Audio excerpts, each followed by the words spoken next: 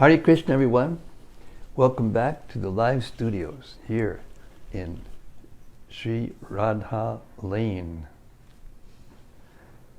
next to Sri Nila Madhava's temple in ISKCON of Houston.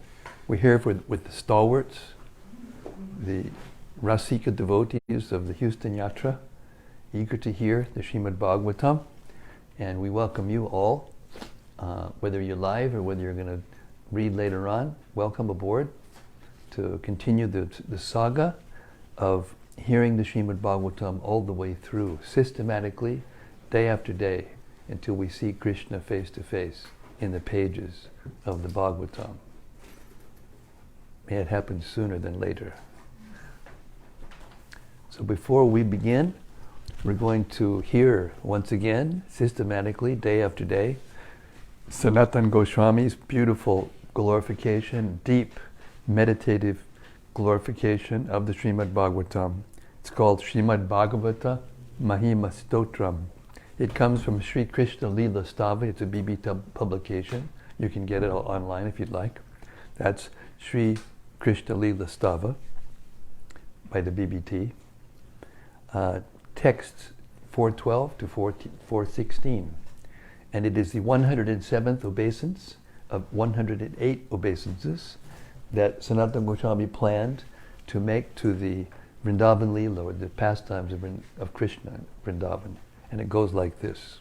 Sarva Shastrabdi Piyusha, Sarva Vedaika Satpala, Sarva Siddhanta Ratnadya, Sarva Lokaika Drikprada.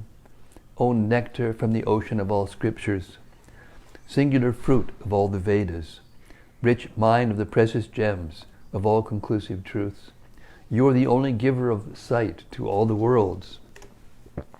Sarva Bhagavata Prana, Srimad Bhagavata Prabho, Kalidwandoditaditya, Sri Krishna Parivartita. O life air of all the Supreme Lord's devotees, O Master, Srimad Bhagavatam, you are the sun risen in the darkness of Kali. You are the exact image of Sri Krishna. Paramananda Pataya, Prema Varshakshadayate, Sarvada Savasevyaya, Sri Krishnaya Namostume. I bow down to you, who are supremely blissful to read. Your every syllable pours down a flood of prema. You can always be served by everyone. You are Sri Krishna himself. Madeka Bando Matsangin, Madguro Man Mahadana, Man Nistadaka Madbhagya, Mad Ananda Namostute. My only friend, my constant companion, my spiritual master, my great wealth, my savior, my good fortune, my source of ecstasy, I bow down to you. Asadu sadutadayin atini chochata kada hanamun jagadachin mam premna rit kantayospura. O bestower of saintliness to the unsaintly, O exalter of the most fallen, please never leave me. Always appear in my heart and my voice with pure love. Om Namo Bhagavate Vasudevaya. Om Namo Bhagavate Vasudevaya. Om Namo Bhagavate Vasudevaya. So, we've reached the 18th chapter of the first canto, verses 24 and 25, which begin the saga of the explanation of how it is that Maharaj Pariksit came to the point of hearing Bhagavatam from Shukadeva Goswami. Once upon a time, Maharaj Pariksit, while engaged in hunting in the forest with bow and arrows, became extremely fatigued, hungry, and thirsty while following the stags. While searching for a reservoir of water, he entered the hermitage of the well-known Shamika Rishi and saw the sage sitting silently with closed eyes. Purport. The Supreme Lord is so kind to his pure devotees that in proper time he calls such devotees up to him and thus creates an auspicious circumstance for the devotee. Maharaj Pariksit was a pure devotee of the Lord, and there was no reason for him to become extremely fatigued, hungry, and thirsty, because a devotee of the Lord never becomes perturbed by such bodily demands. But by the desire of the Lord, even such a devotee can become apparently fatigued and thirsty, just to create a situation favorable for his renunciation of worldly activities. One has to give up all attachment for worldly relations before one is able to go back to Godhead. And thus, when a devotee is too much absorbed in worldly affairs, the Lord creates a situation to cause indifference. The Supreme Lord never forgets his pure devotee, even though he may be engaged in so-called worldly affairs. Sometimes he creates an awkward situation, and the devotee becomes obliged to renounce all worldly affairs. The devotee can understand by the signal of the Lord, but others take it to be unfavorable and frustrating. Maharaj Pariksit was to become the medium for the revelation of Srimad-Bhagavatam by Lord Sri Krishna, and his grandfather Arjuna was the medium for the Bhagavad, as his grandfather Arjuna was the medium for the Bhagavad Gita. Had Arjuna not been taken up with an illusion of family affection by the will of the Lord, the Bhagavad Gita would not have been spoken by the Lord himself for the good of all concerned. Similarly, had Maharaj Pariksit not been fatigued, hungry, and thirsty at this time, Srimad-Bhagavatam would not have been spoken by Srila Shukadeva Goswami, the prime authority of Srimad-Bhagavatam. So this is a prelude to the circumstances under which Srimad-Bhagavatam was spoken for the benefit of all concerned. The prelude therefore begins with the words, "Once upon a time." Text 26. The Muni's sense organs, breath, mind, and intelligence were all restrained from material activities, and he was situated in a trance apart from the three, wakefulness, dream, and unconsciousness, having achieved a transcendental position qualitatively equal with the Supreme Absolute. Purport. It appears that the Muni, in whose hermitage the king entered, was in yogic trance. The transcendental position is attained by three processes, namely the process of jnana, or theoretical knowledge of transcendence, the process of yoga, or factual realization of trance by manipulation of the physiological and psychological functions of the body, and the most approved process of bhakti yoga, or the engagement of senses in the devotional service of the Lord in the Bhagavad Gita.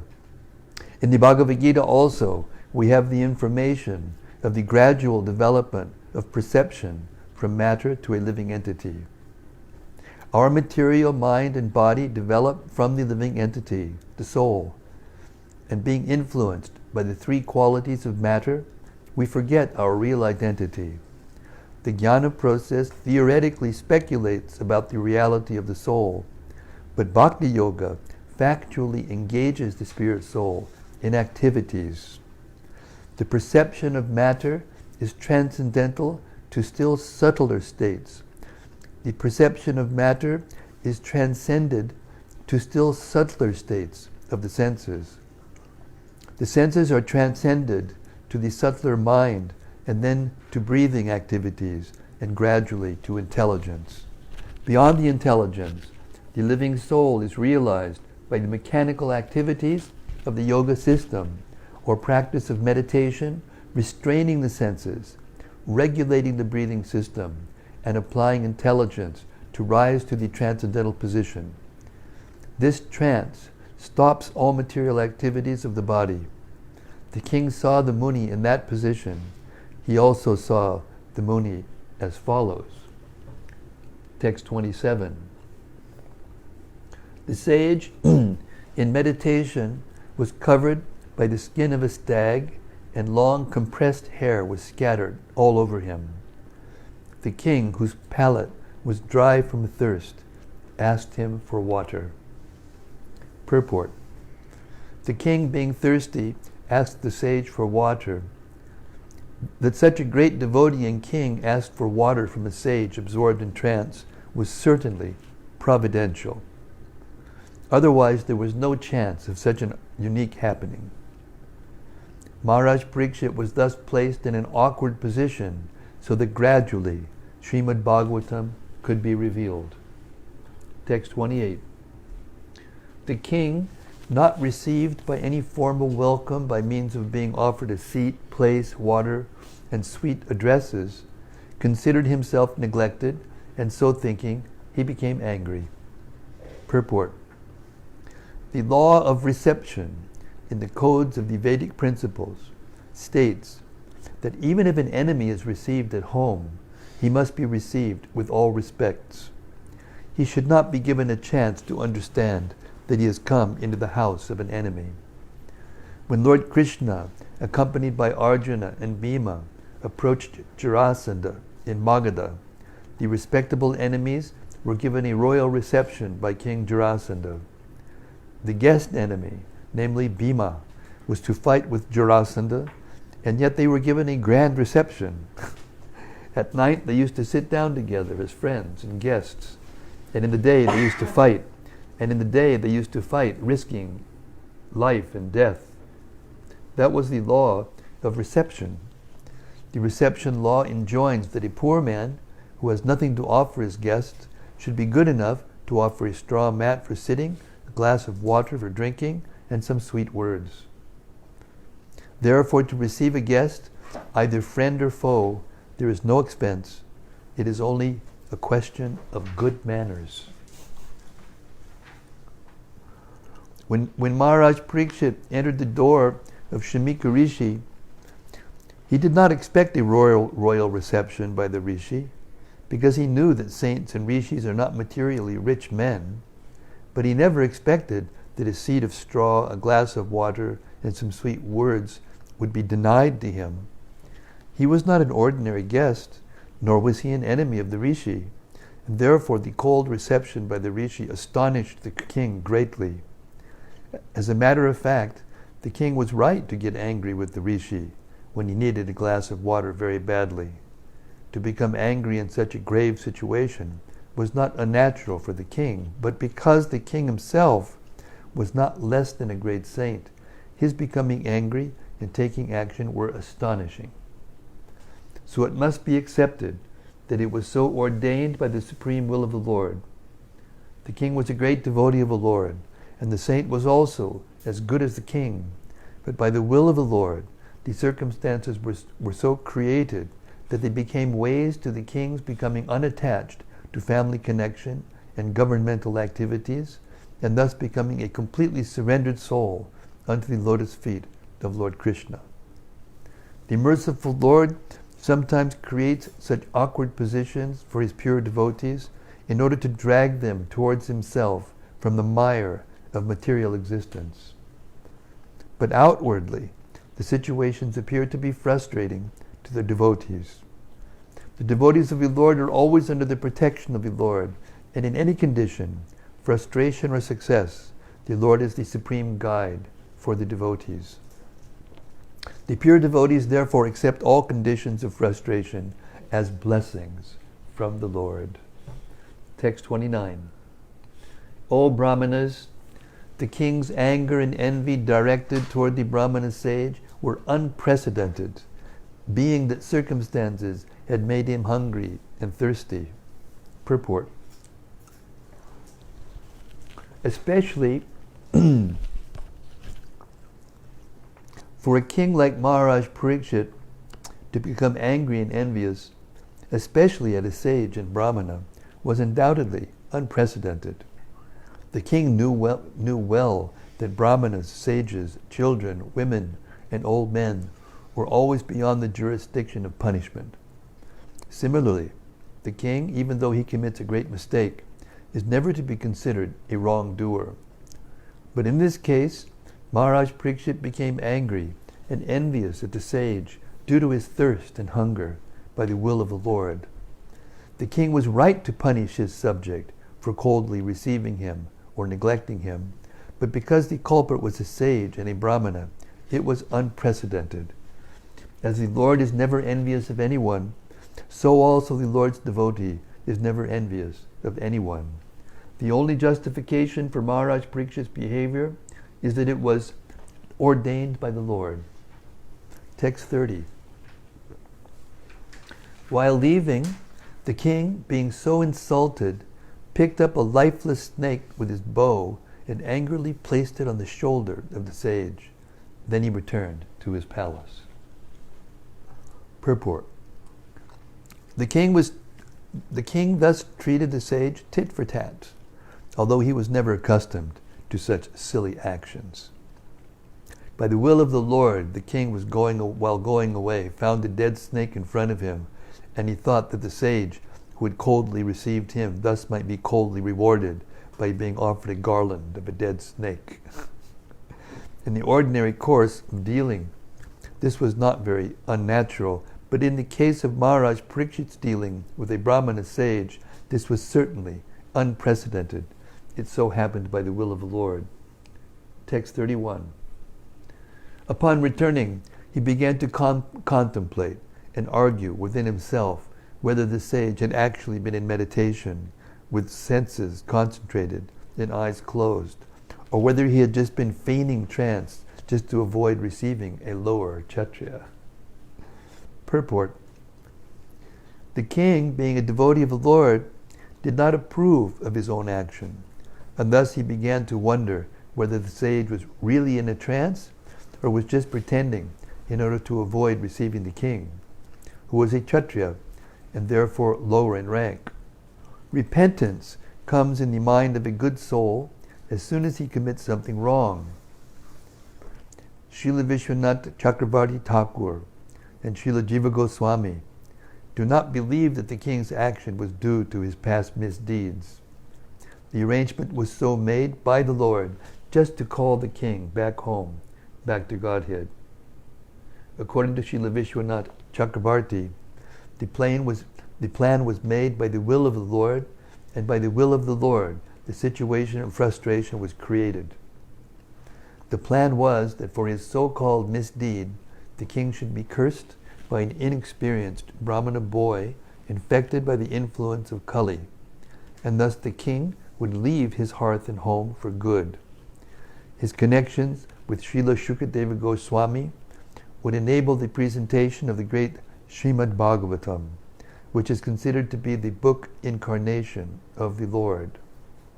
This book incarnation of the Lord gives much fascinating information of the transcendental pastimes of the Lord, like his Rasa Leela with the spiritual cowherd damsels of Brajabhumi.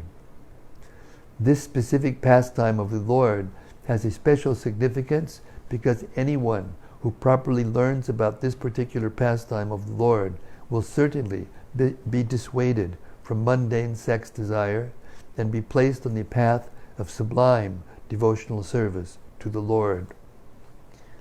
The pure devotee's mundane frustration is meant to elevate the devotee to a higher transcendental position. By placing Arjuna and the Pandavas in frustration due to the intrigue of their own cousin brothers, the prelude to the battle of Kurukshetra, was created by the Lord. This was to incarnate the sound representative of the Lord, Bhagavad Gita. So by placing King Pariksit in an awkward position, the incarnation of Srimad-Bhagavatam was created by the will of the Lord. Being distressed by hunger and thirst was only a show, because the king endured much, even in the womb of his mother. He was never disturbed by the glaring heat of the Brahmastra released by Ashwatthama. The king's distressed condition was certainly unprecedented. The devotees like Maharaj Pariksit are powerful enough to forbear such distresses by the will of the Lord, and they are never disturbed. The situation in this case was therefore all planned by the Lord.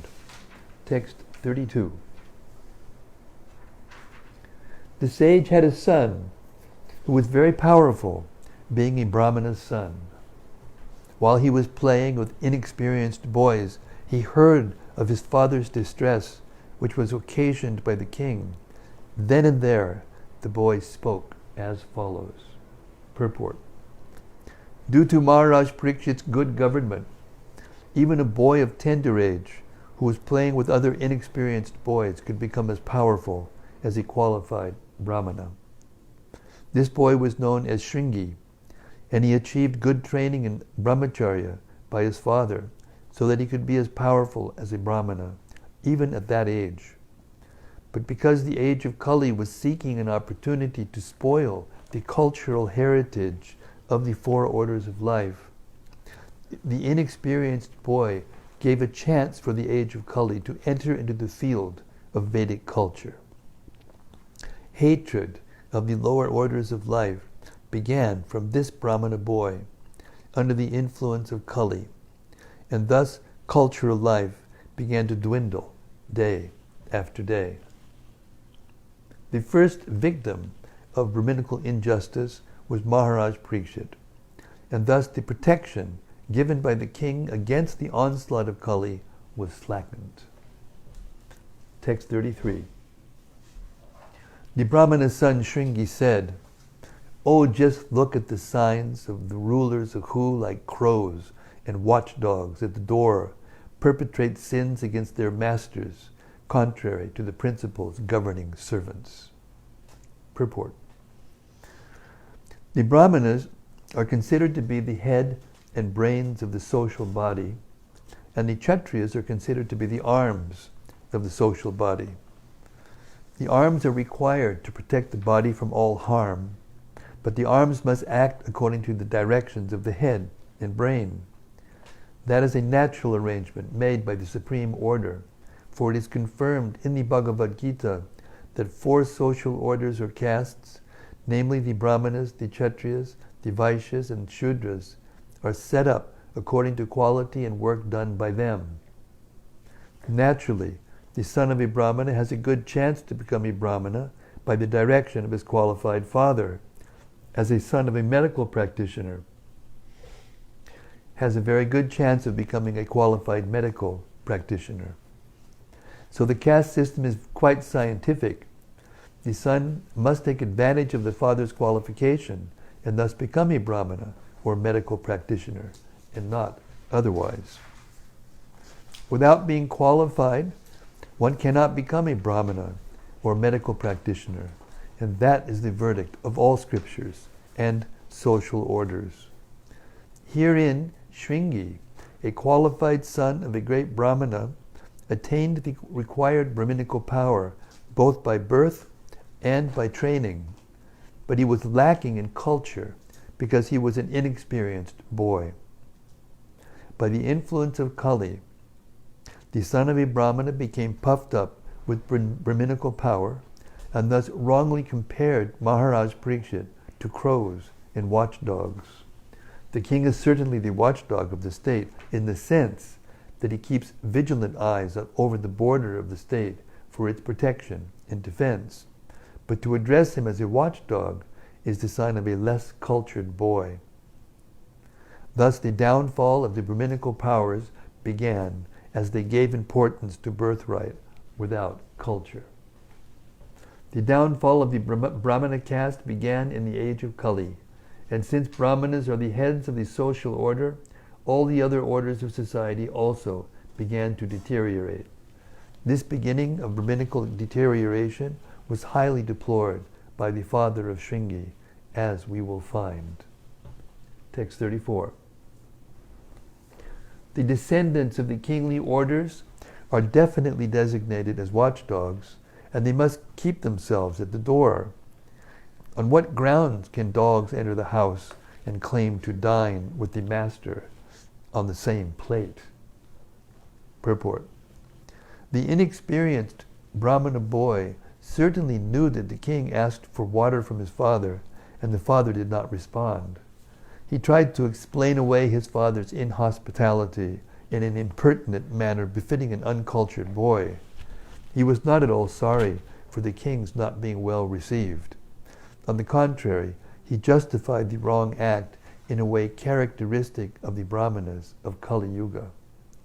He compared the king to a watchdog, and so it was wrong for the king to enter the home of a Brahmana and ask for water from the same pot.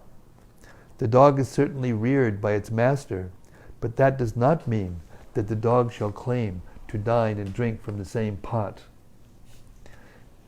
This mentality of false prestige is the cause of downfall of the perfect social order. And we can see that in the beginning, it was started by the inexperienced son of a Brahmana. As the dog is never allowed to enter within the room and hearth, although it is reared by the master, similarly, according to Shringi, the king had no right to enter the house of Shamika Rishi. According to the boy's opinion, the king was on the wrong side and not his father, and thus he justified his silent father. Text 35. After the departure of Lord Sri Krishna, the personality of Godhead and supreme ruler of everyone, these upstarts have flourished, our protector being gone. Therefore I myself shall take up this matter and punish them. Just witness my power.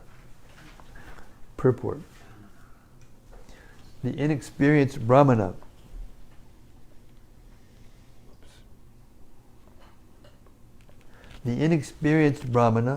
puffed up by a little Brahmatejas, became influenced by the spell of Kali Yuga. Maharaja Pariksit gave license to Kali to live in 4 places, as mentioned herein before, but by his very expert government, the personality of Kali could hardly find the places allotted him.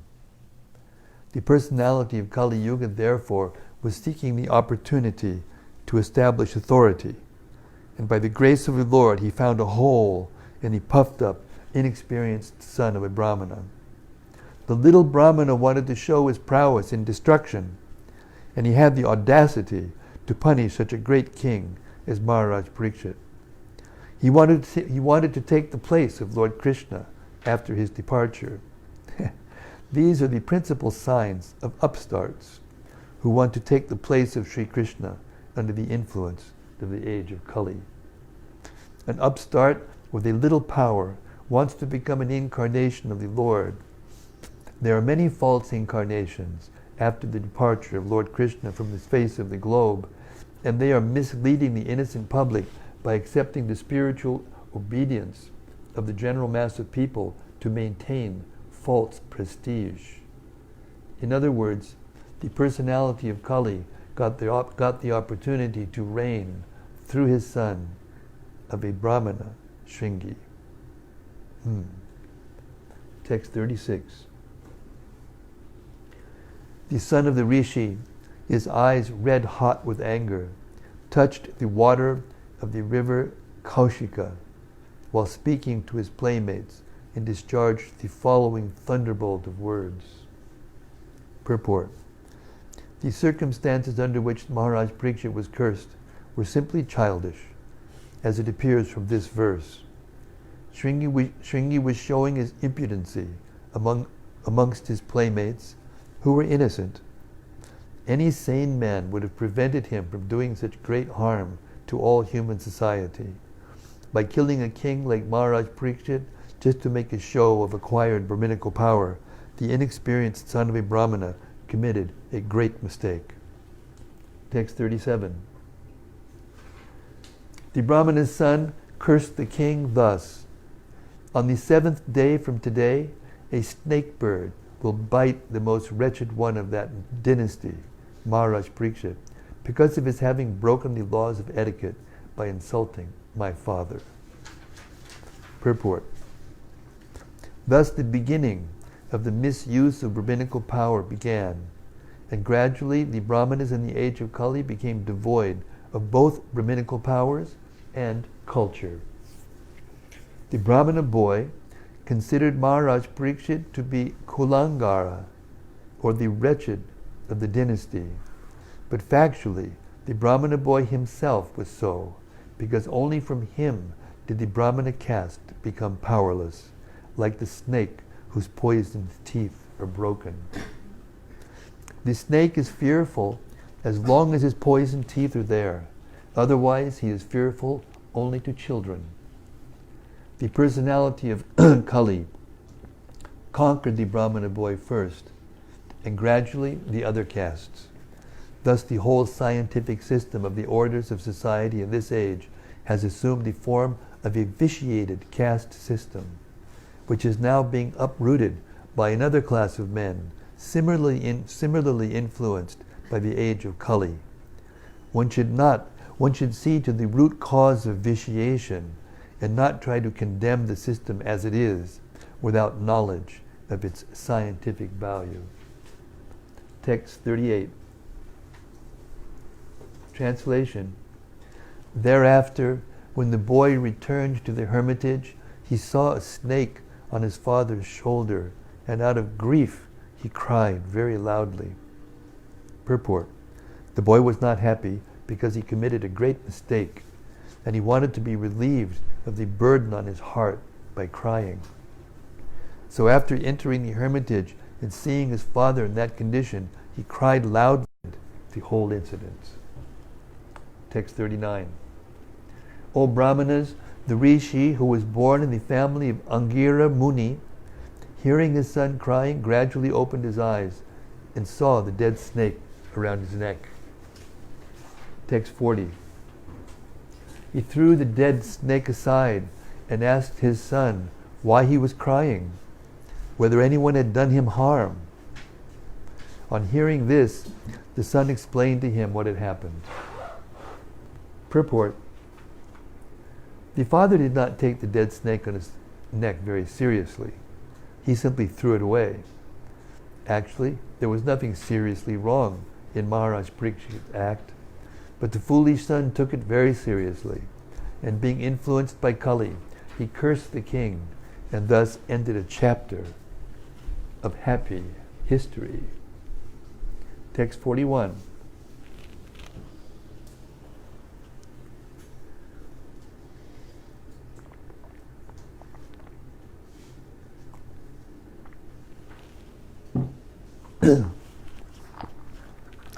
The father heard from his son that the king had been cursed, although he should never have been condemned, for he was the best amongst all human beings. The Rishi did not congratulate his son, but on the contrary, began to repent, saying, "Alas, what a great sinful act was performed by my Alas, what a great sinful act was performed by my son. He has awarded heavy punishment for an insignificant offense." Purport.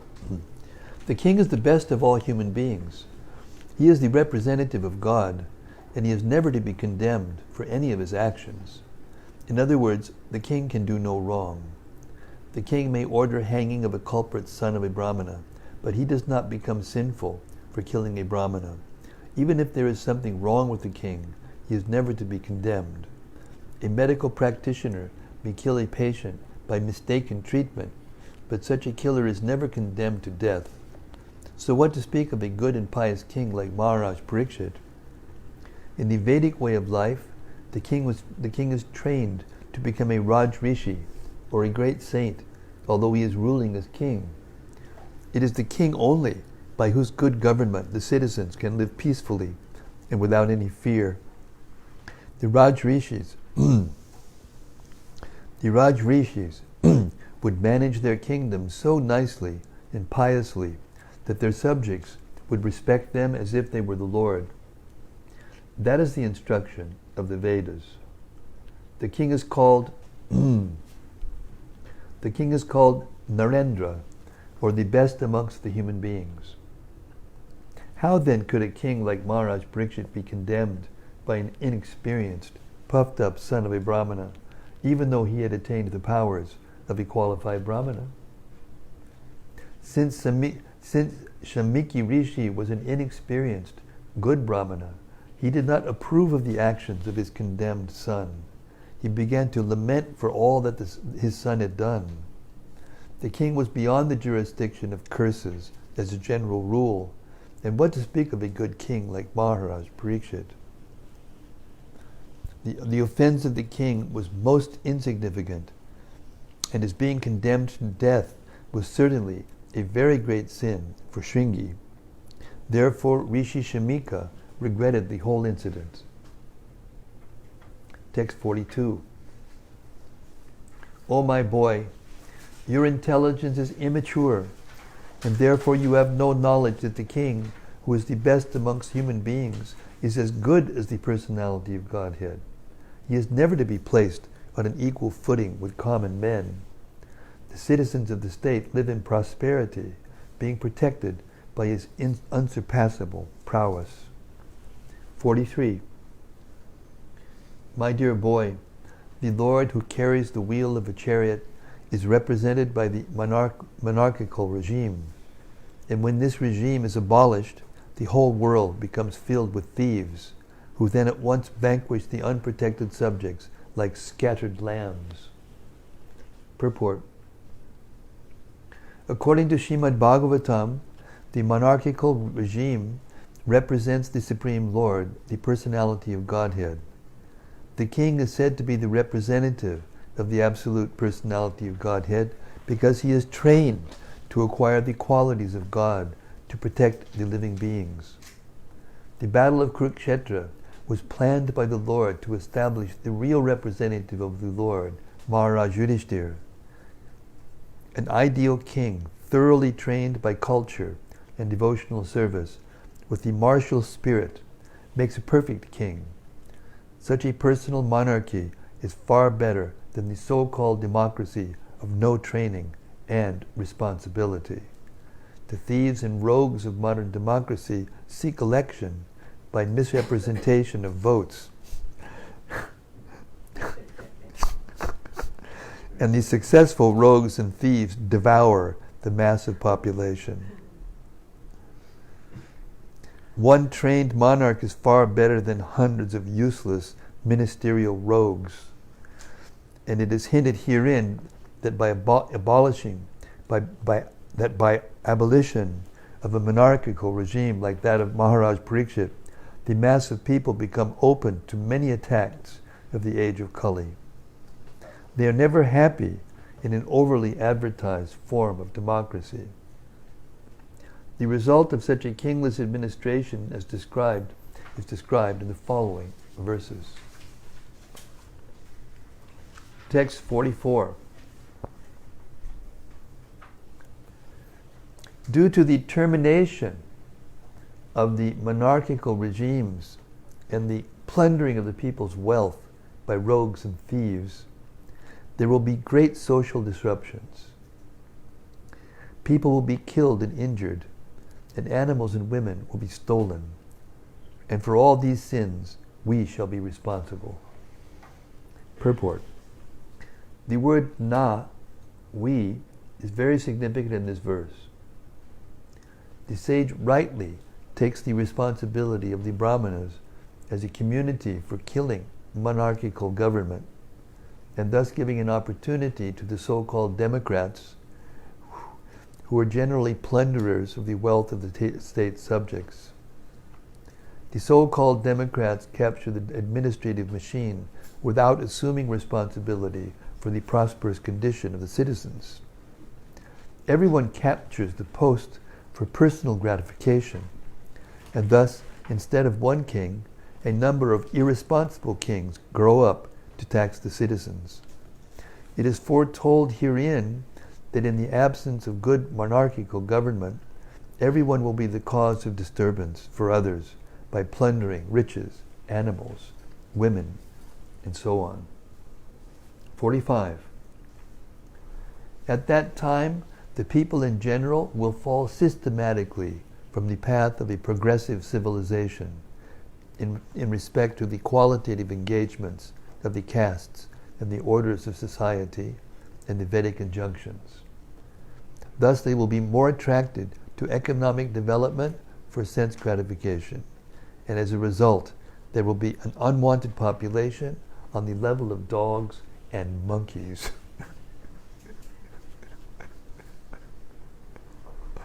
Purport.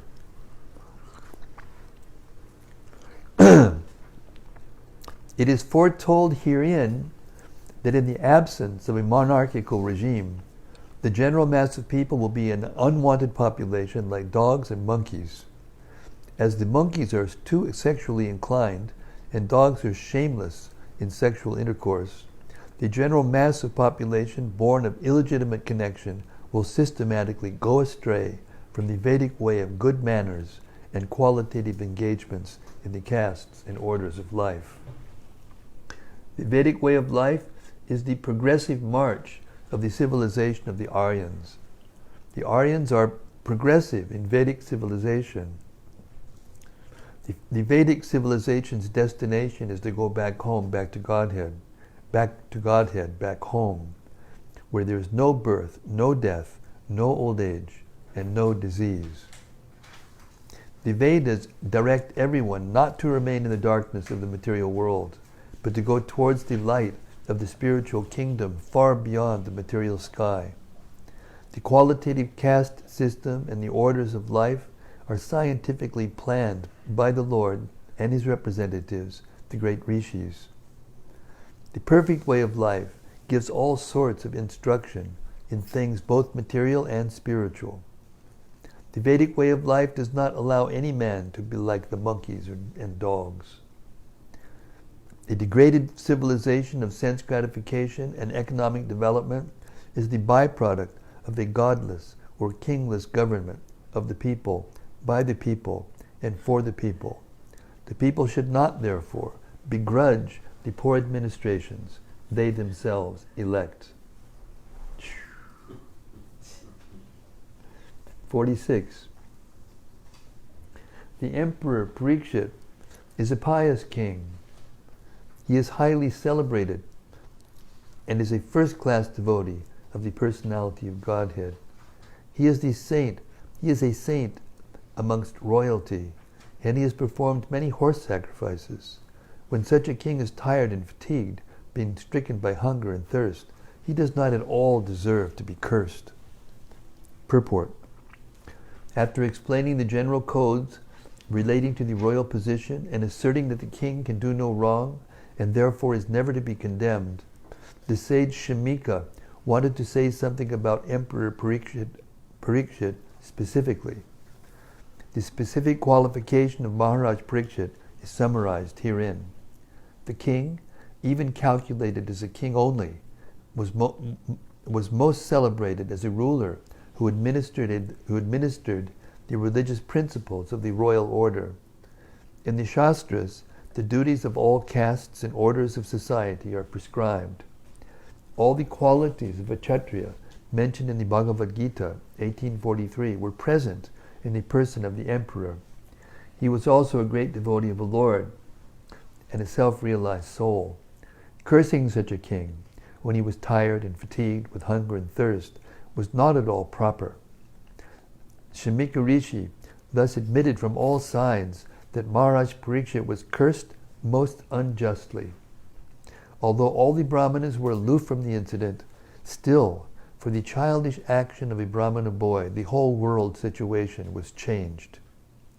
Thus, Rishi Shamika, a Brahmana, took responsibility for the deterioration of the good orders of the world. 47. Then the Rishi prayed to the all-pervading personality of Godhead to pardon his immature boy, who had no intelligence and who committed the great sin of cursing a person who was completely free from all sins, who was subordinate, and who deserved to be protected. Purport. Everyone is responsible for his own action, either pious or sinful. Rishi Shamika could foresee that his son had committed a great sin by cursing Maharaj Pariksit, who deserved to be protected by the Brahmanas, for he was a pious ruler and completely free from all sins because of his being a first-class devotee of the Lord. When an offense is done under the devotee of the Lord, it is very difficult to overcome the reaction. The Brahmanas, being at the head of the social orders, are meant to give protection to their subordinates and not to curse them. There are occasions when a Brahmana may furiously curse a subordinate Kshatriya or Vaishya, and so on. But in the case of Maharaj Pariksit, there were no grounds, as already explained. The foolish boy had done it out of sheer vanity in being a Brahmana's son, and thus he became liable to be punished by the law of God. The Lord never forgives a person who condemns his pure devotee. Therefore, by cursing a king, the foolish Shringi had committed not only a sin, but also the greatest offense. Therefore, the Rishi could foresee that only the Supreme Personality of Godhead could save his boy from his sinful act. He therefore directly prayed for pardon from the Supreme Lord, who alone can undo a thing which is impossible to change. The appeal was made in the name of a foolish boy who had developed no intelligence at all.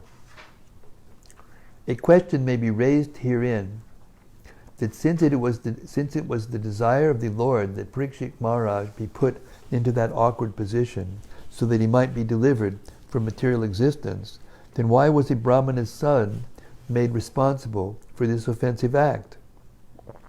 The answer is that the offensive act was performed by a child only, so that he could be excused very easily, and thus the prayer of the father was accepted. But if the question is raised, why the Brahmana community as a whole was made responsible for allowing Kali into the world affairs, the answer is given in the Varaha Purana, that the demons who acted inimically toward the personality of Godhead, but were not killed by the Lord, were allowed to take birth in the families of Brahmanas to take advantage of the age of Kali. The all-merciful Lord gave them a chance to have their births in the families of pious demons, or pious Brahmanas. Well, they were pious demons. They were pious demons. Freudian slip. I'll read it again. The all-merciful Lord gave them a chance to have their births in the families of pious Brahmanas so that they could progress towards salvation. But the demons, instead of utilizing the good opportunity, misused the Brahminical culture due to being puffed up by vanity in becoming Brahmanas. The typical example is the son of Shamika Rishi, and all the foolish sons of Brahmanas are warned hereby not to become as foolish as Shringi and be always on guard against the demoniac qualities which they had in their previous births. The foolish boy was, of course, excused by the Lord, but others, who may not have a father like Shamika Rishi, will be put into great difficulty if they misuse the advantages obtained by birth in a Brahmana family. Text 48. The devotees of the Lord are so forbearing that even though they are defamed, cheated, cursed, disturbed, neglected, or even killed, they are never inclined to avenge themselves. Purport. Rishi Shamika also knew that the Lord does not forgive a person who has committed an offense at the feet of a devotee. The Lord can only give direction to take shelter of the devotee. He thought within himself that if Maharaj Pariksit could counter-curse the boy, he might be saved. But he knew also that a pure devotee is callous about worldly advantages or reverses. As such, the devotees are never inclined to counteract personal defamation, curses, negligence, and so on. As far as such things are concerned, in personal affairs, the devotees do not care for them. But in the case of their being performed against the Lord and his devotees, then the devotees take very strong action. It was a personal affair, and therefore Shamika Rishi knew that the king would not take counteraction. Thus, there was no alternative than to place an appeal to the Lord for the immature boy. It is not that only the Brahmanas are powerful enough to award curses or blessings upon the subordinates. The devotee of the Lord, even though he may not be a Brahmana, is more powerful than a Brahmana. But a powerful devotee never misuses the power for personal benefit. Whatever power the devotee may have is always utilized in service towards the Lord and his devotees only. Text 49. The sage thus regretted the sin committed by his own son. He did not take the insult paid by the king very seriously. Purport. The whole incident is now cleared up. Maharaj Pariksit garlanding the sage with a dead snake was not at all a very serious offense, but Shringi's cursing the king was a very serious offense. The serious offense was committed by a foolish child only, therefore he deserved to be pardoned by the Supreme Lord, although it was not possible to get free from the sinful reaction. Maharaj Pariksit also did not mind the curse offered to him by a foolish Brahmana.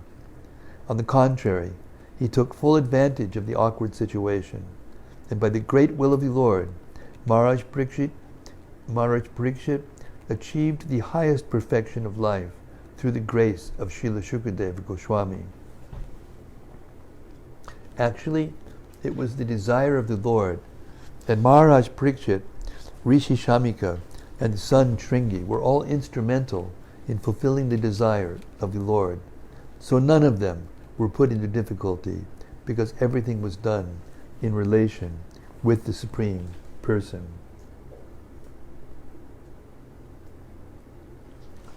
Generally, the transcendentalists, even though engaged by others in the dualities of the material world, are not distressed, nor do they take pleasure in worldly things, for they are transcendentally engaged. Purport. The transcendentalists are the empiric philosophers, the mystics, and the devotees of the Lord. Empiric philosophers aim at the perfection of merging into the being of the Absolute. Mystics aim at perceiving the all-pervading Supersoul, and the devotees of the Lord are engaged in the transcendental loving service of the personality of Godhead. Since Brahman, Paramatma, and Bhagavan are different phases of the same transcendence, all these transcendentalists are beyond the three modes of material nature. Material distresses and happiness are products of the three modes, and therefore the causes of such material distress and happiness have nothing to do with the transcendentalists. The king was a devotee, and the rishi was a mystic. Therefore both of them were unattached to the accidental incident created by the Supreme Will. The playful child was an instrument in fulfilling the Lord's will. Thus end the Bhaktivedanta purports of the first canto, 18th chapter of the Srimad-Bhagavatam, entitled Maharaj Pariksit Cursed by a Brahmana Boy, at exactly 7:30 on the nose. All right, we have reached the stage where what we all love best. Well, it's relative. Reflections, and Bhakta John is just about to jump out of his seat with a realization. I don't have a realization. I need help with this.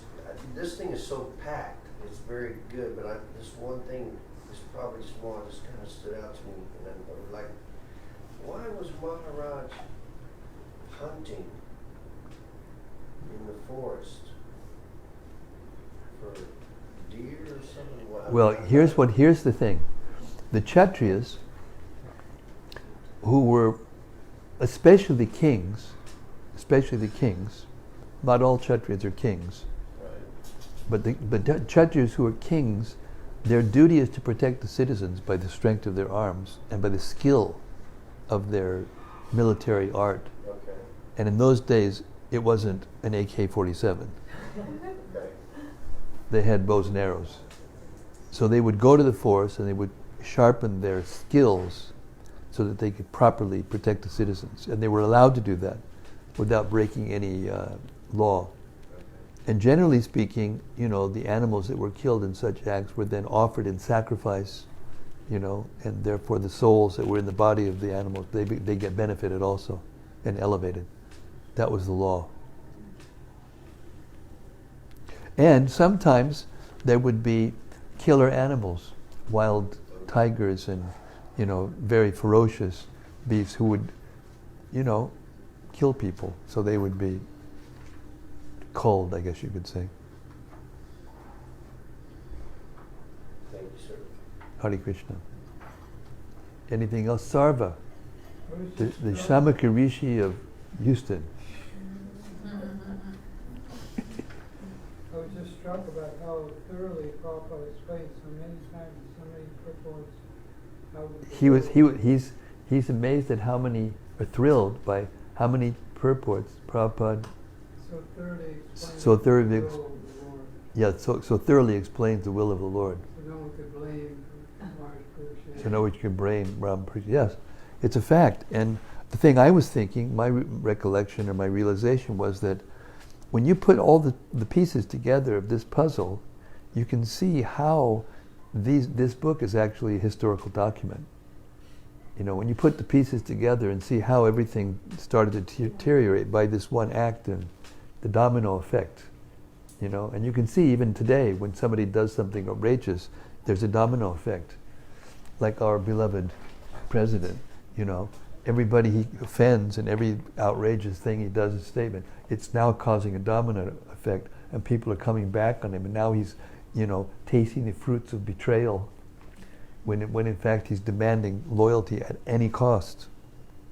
And he's surrounded himself with, rogues and thieves who, they're also criminals. And this is just like it says in the Bhagavatam. So we see past, present, and future through the pages of the Bhagavatam, if we have the faith to accept it as a historical document, which it is. And then that opens our eyes. We can see the cause and effect, with the laws based on the Gita being the foundational, laws of those effects. And then we become transcendental to what's going on in the world. We can actually rise above it, by this knowledge. And that's the purpose of knowledge. Purpose of knowledge is to detach oneself from the comings and goings and the so-called, effects of the material nature, which are always temporary anyway. Were you going to say something? Just yeah, from what you were just saying about our beloved Damodar Kumar Das says, Hare Krishna Maharaj. Damodar Kumar. Hare Krishna Damodar Kumar. Hare Krishna Maharaj. It is explained that even if something is wrong with the king, he is never to be condemned. I assume it is not true in present age? True. The principle is true, but if the person is not actually a king, but is a, supposed king or a person posing as a king, then he's to be punished. Just as Maharaj Pariksit was about to punish the age of Kali, the personality of Kali, when he dressed up like a king, but he wasn't actually a king. But then the secret is, it's an open secret, it's in the Bhagavatam, this is in the realization, I'm just saying, that then when Kali actually surrendered, even though he was just pretending to surrender actually, he was just trying to save his own skin, but he surrendered, and it's the duty of the king, who is actually a righteous king, then to give shelter. And so then he gave these qualifications and these conditions, and he just waited. He had to, he was forced. But now that pride entered the heart of the Brahmana boy, then Kali found his way into the influence in human society. Before that, he could not influence, even though he was there. So yes, no, it's not applicable to laws today, unless that king is actually, or leader is actually truly saintly and truly a proper leader, representative of God.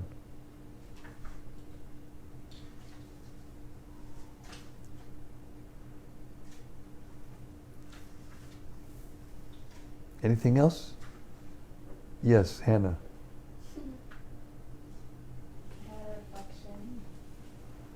Hannah's got a reflection. Speak up so you get into the microphone. Okay, well, two. First from the book. In this last purport it says, generally the transcendentalists, even though engaged by others in the dualities of the material world, are not distressed, nor do they take pleasure in worldly things, for they are transcendentally engaged. This last part, for they are transcendentally engaged, reminded me of what I read in that it says what in the Bible? Because in one part of it, Jesus said the same thing. He said, basically, my servants don't find pleasure in worldly things. But this last part was left off because based on time, place, and circumstance, he could only tell them certain things, like up to an extent. And I remember reading it and being frustrated because I was like, okay, I get it, but like, how am I supposed to do that? So the Bhagavatam has how you can do that. Very nice. And that Very nice. Thank you very much. is fulfilling. Yeah, keep it up. Keep up the good work. And also, from that, I just wanted to say that I'm so happy to be here reading this, to share this love Krishna has with all the devotees and you, and that I feel so fulfilled. And I want to show everyone it's happy to be here because we're not perverted by our own selfish desires, because Krishna is the center of everything. The basis of all desires are the same, and in the material body, what was I going to say? I don't know what this GM is supposed to stand for that I wrote.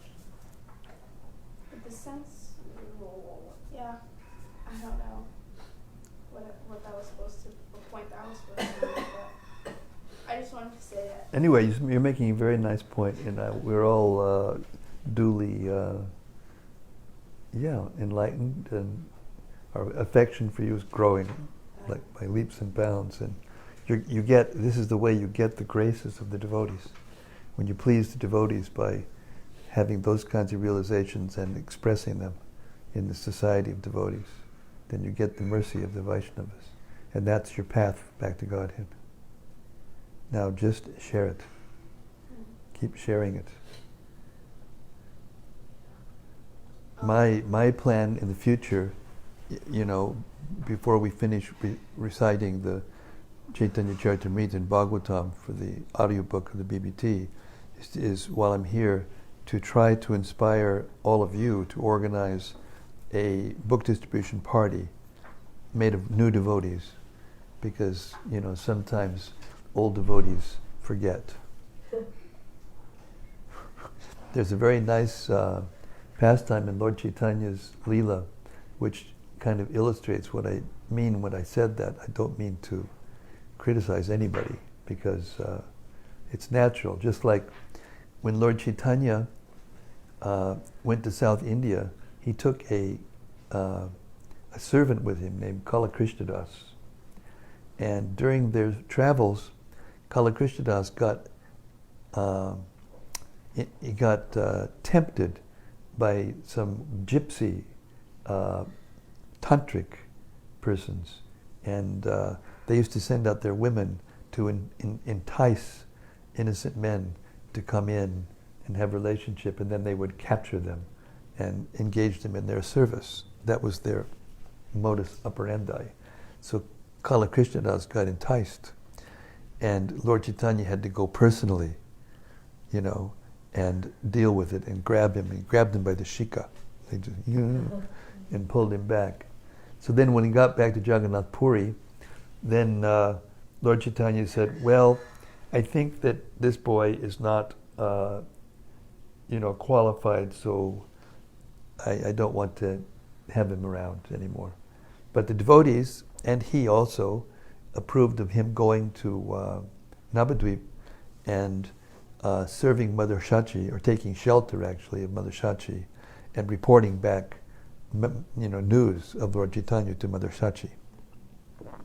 So then later on, when Lord Chaitanya was planning to go to Vrindavan, after the devotees kind of tricked him and didn't allow him to go for 2 years for one reason or another. It's too cold, it's too hot, the Chaturmasya, it's Rath festival, one thing after another, they kept Lord Chaitanya from glowing, and because the Lord is submissive to his devotees.